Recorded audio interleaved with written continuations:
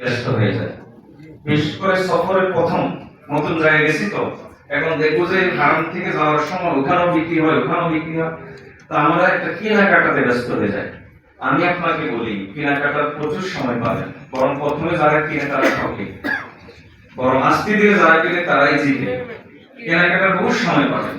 আপনি প্রয়োজনে কেনাকাটার জন্য একটা সময় নির্ধারণ করেন যে আমি 2 দিন, আমি নিষেধ করছি না কেনাকাটা, শরীয়ত নিষেধ করেন, আমি কেন করব? আমি আপনাকে নিষেধ করছি না আপনি কেনাকাটা করবেন, তবে পরামর্শ করে, গ্রুপ ভিত্তিক পরামর্শ করে যে আমরা কেনাকাটার জন্য অমুক দিন যাবো, অমুকখানে যাবো, সময় খোঁজ নেবেন যে কোনখানে পাইকারি বিক্রি হয়। 5-7 জন গ্রুপ করে যদি আপনারা করেন, তাহলে দেখবেন যে খুচরা বাজারের চাইতে বিশ্বাস করেন অনেক কম দামে পান।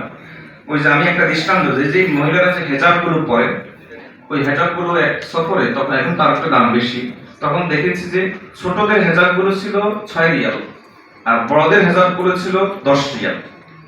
তো আমি চলে গেলাম যে পাইকারি কোথায় বিক্রি করে, সেখান থেকে আমি 1 ডজন নিলাম, 2 ডজন।